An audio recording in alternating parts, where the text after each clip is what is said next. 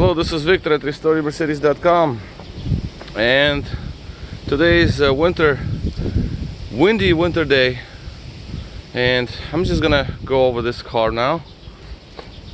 95 S600 two-door, 140.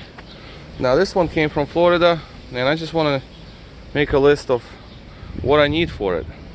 That's gonna be probably a daily driver for me, or maybe not, I don't know, we'll see, but that's a fresh edition.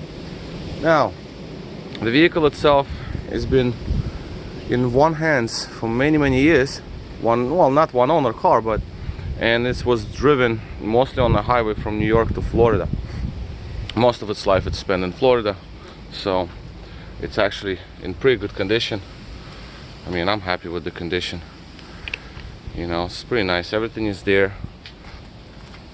But it really needs a lot of work, believe it or not. Now let's take a look what we have with it, and a few things that I already did just to make it run. One key, door locks react, but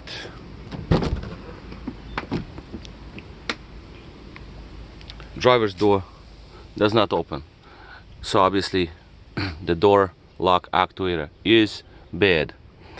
Inside the vehicle is pretty clean, everything looks to be nice, so because it was pretty much this one gentleman who drove this car.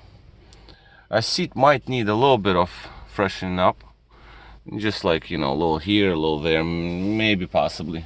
Rear seats are great, very nice. Headliner is good, no sagging or anything. This vehicle for some reason came with the metal roof, not the glass roof. That's very weird. 95, it's just usually these car comes when with glass roof, but nonetheless, this is how this car was built. All right, it was ordered like that. Okay, so immediately over here, what I had a problem here. Number one, check engine light is out, suspension light is also out. It just either burnt out or removed, because obviously there is something going on. Suspension is defaulted to sport setting. When you hit the switch, nothing happens. That is that. Seats work. Mirror, yeah, still appears to be pretty much okay. That's that. AC evaporator, as I was told, was replaced, so this whole dashboard came out and evaporator was replaced, and that's really good news. The steering wheel wood and leather is in nice shape. Again, highway cars, that's what you want to see, just minimal cracking. So that's that.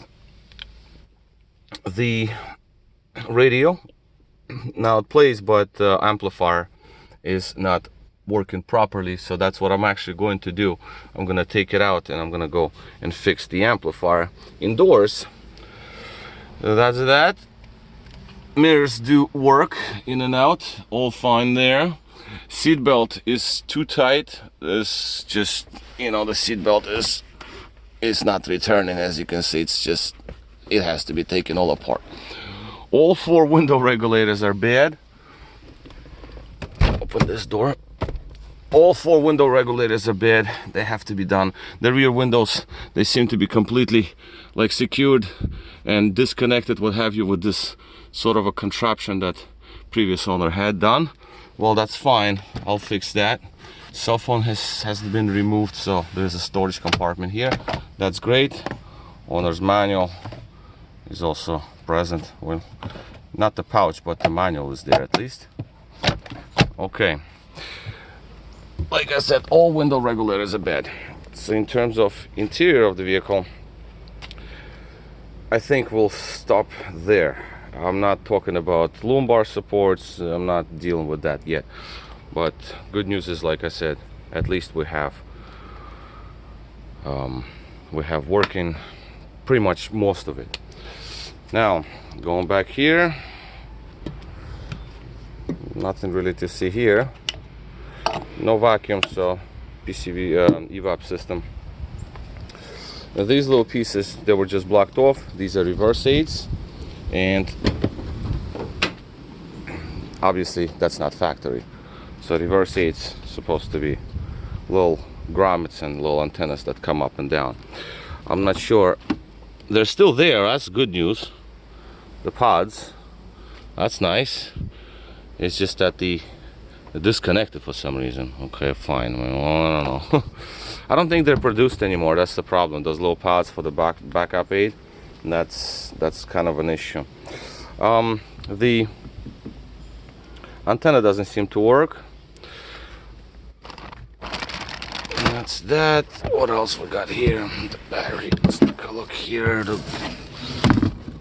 Okay, so this battery seemed to be blowing out acid. Very weird situation. I don't know why. Well, could have been that trickle charger was connected and it was overcharging this battery. Possibly. What battery? It's the H8. That's the correct size. Well, you know, it's there. So that's good news. I'm not gonna even put this thing in there. Let's go look in here. Spare tires here. Jack is missing. I don't see a jack. Well, I think I have a spare jack somewhere. Toolkit is all there. It appears to be. Yeah, even with spare bolts. That's good news. Okay. Pull down on the trunk works. So soft close pump seemed to work. 1, 2, 3. Yeah, more or less. That's okay. Okay. That is on the outside. Like I said, mirrors, wipers work. All the lights work. I fixed all the lights because some of them didn't work. I'm not sure about the wipers on headlights. And I don't know. Well, that's the least of my concerns. My concerns right now are window regulators, obviously, and overall engine running. I'm gonna start the engine in a minute, but so this regulator is more or less okay, but this window doesn't lift up because it isn't working. In the engine bay, the car came, it barely ran. Actually, this vehicle barely ran. Over here we have lots of things to do. There is a common oil leak that's coming down. I can even smell it, and not cool. I don't know what happened here, some sort of silicone, but from what I was told, intake was removed, seals were replaced along with PCV system, piping in the center. You know, the wires, you know, they don't seem to be original to me. That don't look original to me. Okay, thermostat seems to be replaced. The belts seem to be old but in good condition. Okay, now throttle bodies.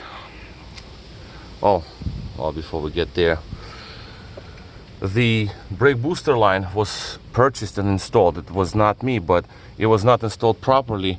It's all bending around, absolutely hideous. This has to be corrected before pipe just shapes itself into this particular shape. I don't really want it to be. I want it to be proper. So that is the thing that to be done like ASAP. But to do this, I need this engine to be very warm so the plastic is pliable. So I'm gonna start it, I'm gonna let it run and warm it up to very hot temperature so plastic becomes pliable. It's winter, don't forget, it's cold. I don't want to break the plastics. Next, throttle bodies. Car came in limp mode.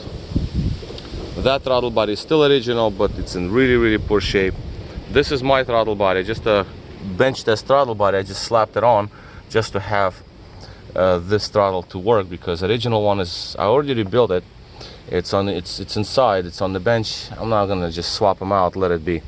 I just need to have at least one throttle body on the bench, the passenger side unit from V12. But also control module, the e-gas, that was also blown because of all these shorts. So it's a test unit inside the car right now, from my stock, if you will. This mass airflow seemed to be a replacement unit, although Both mass airflow wires are totally shot. These wires are crazy. You know, it's insane what's happening down in here. As you can see, somebody tried to put some liquid tape or some whatever they did. This is terrible. It's all melted together. It's just bad, very bad. But it was not done by me. Somebody else did it. So I literally just got this car very recently. All right. Again, it's been worked in Florida. It was been worked in New York. These horns, as you can see, they're not in the right setup. It's supposed to face straight, but they're like, I don't know what the hell happened here. Okay, a little bit. Oh, shrouds. Both of these shrouds were pushed in so hard that fans would touch. So I pushed them out. I have to still get some grommets to secure them properly like this, because these, I don't think these are made anymore. These plastic shields for fans. It's a good thing to have just in case. And this one also supposed to be going down under. It reaches the opening. It was just not in the opening. I don't know. Okay, so that's that. The resistor wires seem to be okay, although see, these resistors were not installed properly also. They're supposed to go one after another. Now they're supposed to be, it's a 95 vehicle, so resistors, they're supposed to be like a little kind of marker looking resistor, like a bar, right? Now in this case that probably blew, so these were installed. They were not installed right. They're supposed to be installed in series, so you have clearance here for your frame from, I mean, look at this. This is just not right. Okay, this is supposed to go under like that, and they had to cut the, you know, you're gonna have to, you don't do that, you know, you just do them right, but somebody cut the plastic just to make them fit. Not cool, but it is what it is. It's gonna live. Like I said, it's gonna be a very nice runner, so it doesn't, these small little details don't really bother me much because that's not visible. Okay, let's take a look what we have there. Maybe not. Let's put the camera down. Try to open this up. Okay, let's see what we got. Hopefully it won't fall. Not really. Looking inside will tell you how often oil was changed. And here, let's put the lights on. And here it looks actually pretty nice. Yes, that is a good thing. Yeah, very nice. Yeah, the oil change was performed on time. Engine is quite clean, as you can tell. Well, yes, of course there will be some deposits. I mean, though, obviously the car is 30 years old almost, but I'm pretty satisfied with that. That's pretty nice. Okay, nothing really else to see here except that the engine harness was replaced, and that's good news. Engine harness is new. Well, this thing, if dipstick. Another thing with this vehicle, most likely the lower harness is also bad, and we do have an issue with oil level light that stays lit. It never goes out because something's wrong with the oil level sensor itself, the wire, whatever. I have to drop the pan and replace that sensor, just for good measure. And the wire and harness on the bottom, obviously, to be done. Okay, so, oh yeah, transmission was rebuilt. That's what I was told, and it feels like it was. Okay, seatbelt extension, as because of the belt being so tight, it barely works, but it does work, and that's good. Now here we have right away, we don't have these 3 bulbs. They're supposed to be on, but they're not. The battery light is very dim, so those wires are definitely shorting out. So now the engine starts and runs, but you can hear the exhaust. Very annoying, and that has to be done. But again, the brake light is on due to the e-brake being on. Headlight switch, let's take a look. I don't remember. Yeah, that to be replaced. Absolutely, to be replaced. Let me open the window here because this regulator is, it's all messed up. So yeah, this window regulator is absolutely messed up. Definitely a guide that is totally bad. Okay, what happened to my phone now? Come on now. Just lost its positioning. Gimbal lost the positioning. This one came out. That's good. Air pump seemed to work. So the engine was pretty good. But it leaks oil. Yes. I haven't looked at anything on the bottom.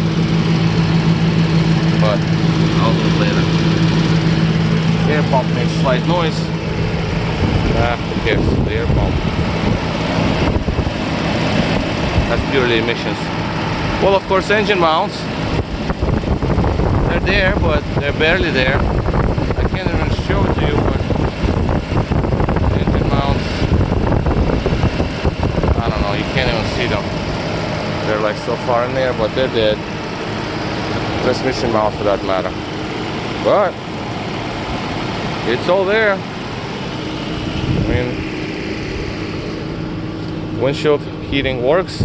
This is the late, very, very, very last of 95 vehicles. Wind number is it's a high number. It's like 221. So now we have a little bit of water coming down here. It's fine. Here's the oil leak. It's coming from right in the front. Not a big deal. I'll fix that. And yeah, I think that's it. So today's agenda to go over that pipe. I'm gonna remove the amplifier. I'm gonna rebuild the amplifier because the radio amplifier doesn't work. And that's it for today. Yeah, that's the oil light that just came on right over there to the left. Alright, so that thing comes on and stays lit. Alright, so far so good. The car is what I expected to be. The air pump just shut off. That's good. And it's quiet. The engine starts right up. No noises, no smoke, anything anymore. It used to smoke a lot because the readings were so wrong. Alright, so this is it. My agenda is all full on this, but I'll get it going. Not the first one, not the last one. Oh, the rear headrests. Now they work, but kind of barely. And the one thing that I haven't tried actually is the rear shade. Let's take a look. The rear shade works. Well, barely. Gears. Okay, so rear shade, headrests.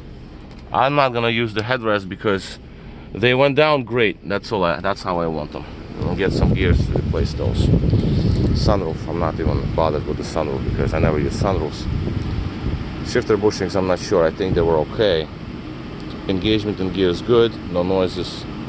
Nothing is funny about transmission. At least I didn't drive this car, just up and down the street. That's all. Okay, so that's it for now. Oh, suspension, yeah, lower control arm bushings.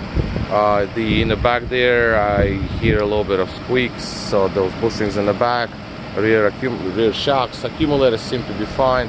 There's, like I said, that's the next step right now. Just small little accessories just to make it so it's more or less there, can be moved around. And the amplifier radio, that has to work. There's no way around it. Window regulators, that's a must.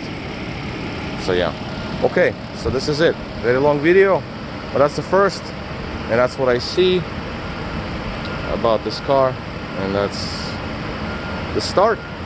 All right, well, I'll keep up making videos as I progress. All right, thank you for watching. This is Victor at RestoreMercedes.com.